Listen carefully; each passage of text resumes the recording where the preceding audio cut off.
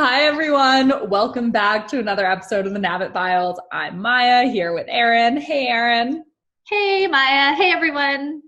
So excited to be back for another week of these. We are talking about partnerships this month as it's February, the month of love and On friendship. so many levels. Love on so many levels. Love Exactly. on so many levels. So Erin's got a really fun topic to talk about today. But before that, I have a self-care, which I feel like I never get a self-care, which is really exciting. And it's in line with the partnership theme. I have friends coming this weekend, and I'm Yay. really excited about it. I think when you have house guests, they're our first house guests in the new house, which is very exciting and mildly stressful. Mildly. Because of things like bookshelves not arriving after 3 months of ordering them. Ooh, yeah. But I'm really excited because I think it's really easy to forget about the concept of a weekend, and friends seem to force you off your phone, off your computer, and into engaging with them in real life. Yes. So while it might not be the best time for friends to be coming before our launch, it's the best time for them, and so we're going to make it work.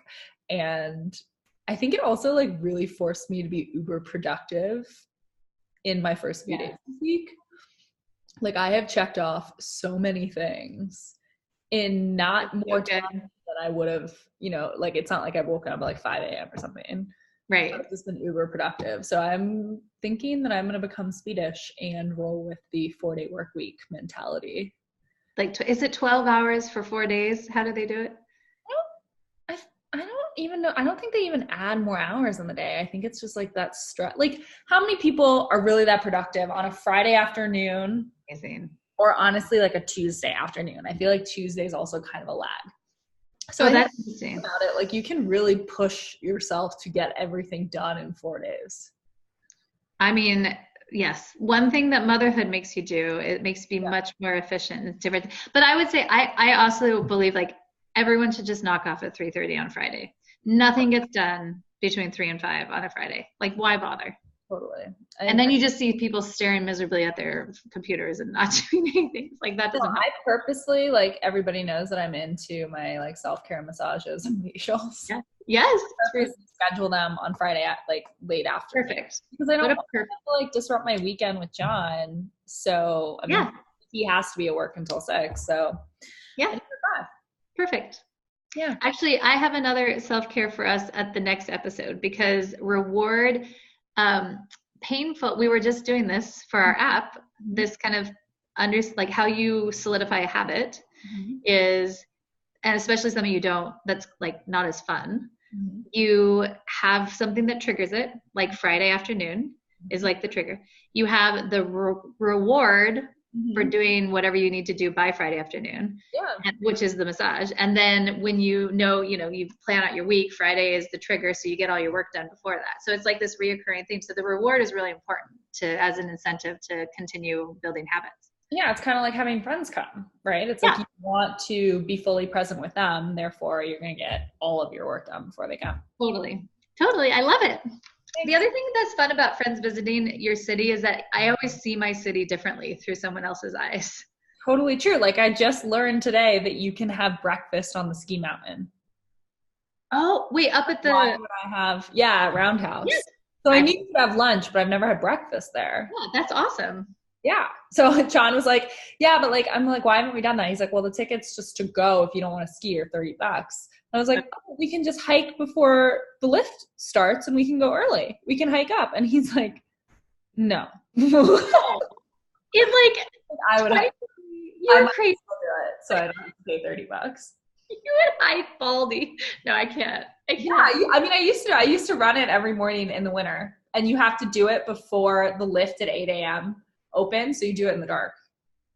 And it's freezing. What degree is it there? -4. Yes, no, this cannot be good for your everything system. I don't really do it in my older adult years, but I did it solidly from 14 to 21. Oh my God. I love you so much, and I'm so glad you're not dead. It's got to do something to your lungs. Anyways, okay. Kind of speaking of death, our topic, our financial topic today, all about prenups. Wah, wah, wah. Is it death that goes into a relationship? I feel like divorce and death, maybe it's like inevitable at some point. Okay, no. I just feel like, we need to have this conversation. Everybody, not everybody, but a lot of people ask us about this. Do you need a prenup? Do you not need a prenup? How do you know? What do you stipulate? Blah, blah, blah, blah, blah. Mm-hmm. So I thought we could cover it a little bit today.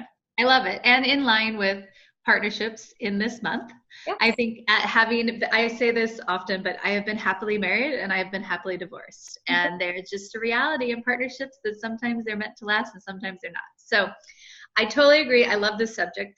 Prenups have become uber trendy now with people that typically would not have gotten them in previous generations. Usually it was kind of resigned for people who had mass amounts of wealth before they got married, so there was protection.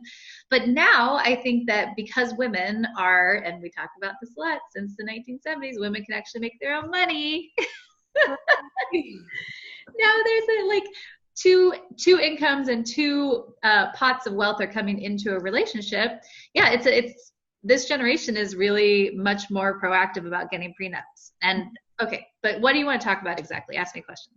So what do you say to a woman who asks you, should I get a prenup? I say that completely depends on your relationship with your own wealth, your relationship with your partner, and how you see the relationship building wealth over time. So, for example, tell me more about how you see your relationship with your partner. I mean, are we talking to the pessimists in the group? Is that what you mean? Or do you mean like for instance, John and I have lived together for 5 years. We've never opened a joint bank account. We're not married. Yeah. But so how do you get our money together, but it's not actually together? Do you know what I mean? Right. So this is the exact question would be then how do you manage the shared expenses of your life? And you don't have to answer that, but how do you pay for your co-shared house? How do you pay? I'll answer that. We divide and conquer basically. So since he owns grocery stores, he pays for our, groceries every month. Right. Yeah. And what that equates to is pretty equal, not to the dollar, but to the, say, tens of what we pay for utilities. So I pay for the utilities. Perfect. So we you know what I mean? We don't necessarily Venmo each other for every expense, but we do split that stuff. Perfect. So that's the kind of a perfect answer to where I would want you to go down that rabbit hole of how do you manage money in your partnership, because that's really how there's some people that I knew a couple that the man made more, but he contributes. So let's say she made 50% of what he made, so he would contribute X more, 50% more. 50% more of what she was contributing, and they would divide up what the basics were. The thing about so prenups do a couple things. Prenups cover what you previously had. It depends, and this so depends on the state. I could go down so many rabbit holes. Ooh, I didn't know that. I mean, we're obviously going to do a podcast episode on this month, but I didn't know that it was state dependent. Marriage is governed by the states. So common law states versus non-common law states, basically. But there are a couple other nuances. So wait, what do you want to be in? What state do you want to be in, preferably? Personally? Yeah. Common law sucks. I don't know what Idaho is. Washington is common law, but I was not married, and I got divorced in Oregon, and we were married abroad. Right. Okay. Common law means prenup doesn't really matter. I mean, there are a lot of nuances to this. We definitely need a podcast, but common law is basically everything's pulled together. Bezos, this is a great example. It was a common law state, and that's why she got half of everything, right? I mean, obviously. Idaho is not a common law state. You just looked it up. Yes, well done. So there's state. I mean, basically, because it's regulated at the state level, you need to look up that. Number two, and also it depends on where assets are, but still, so so prenups cover what you're bringing into the marriage, Right. Sure.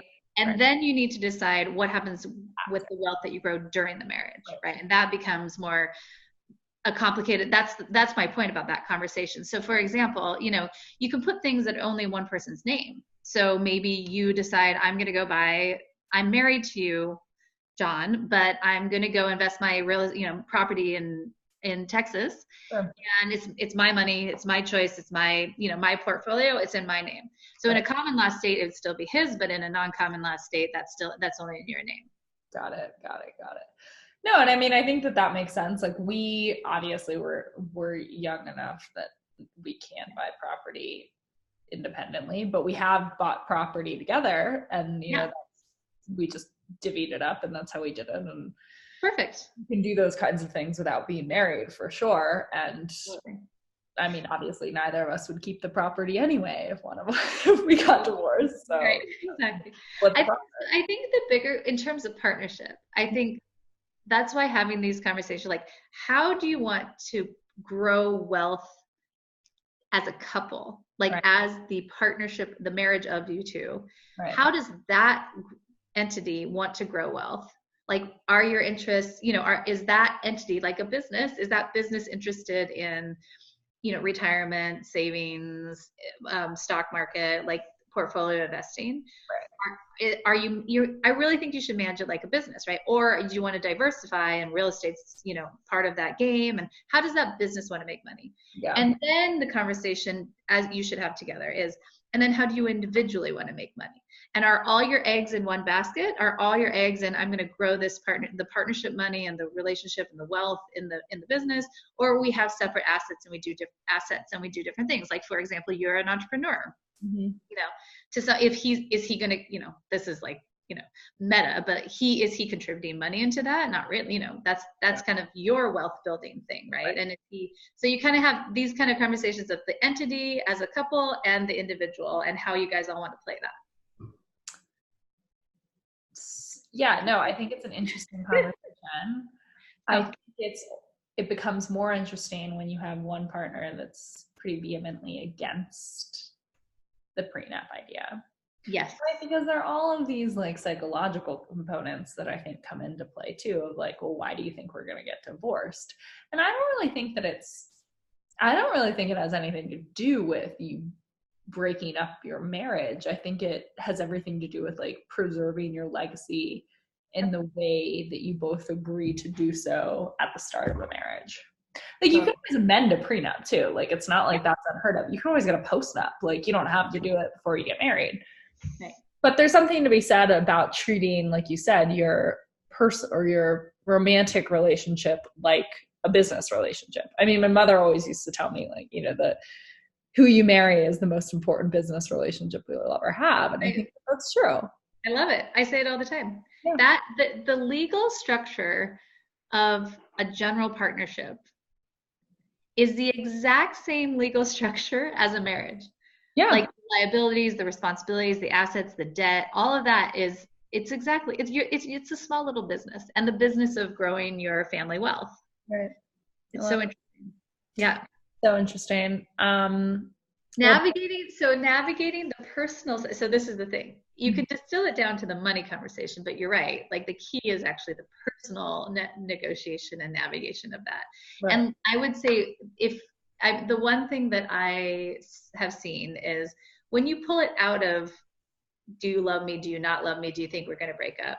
And you pull it more into that conversation about wealth management and legacy, and where we want to go, like, how do we build this business, and what does it look like? I think if you can try and make it less about the two of you and more about, like, how do we manage money, like a financial advisor almost. Right. Then it's a very, partnerships are one of the hardest things to navigate in the world, but I don't think it's not something, I think I'm proud of you and John, and that it's not something to avoid, because the worst is you get 10 years down the road, you have the divorce, and it's a hot mess for all the other people that end up the collateral damage. Yeah, it's like, and if you think this is an emotional conversation now, imagine what the conversation's like 10 years down the road when you're getting divorced. Yeah. You have children, you have families, you have all kinds of other things. Yeah. I love it. This was such a good conversation. Yes. Thank you so much for taking us through that. Thank you all so much for listening. As always, feel free to drop in your comments below, and we'll see you next time. Yay. Bye, everyone. Bye.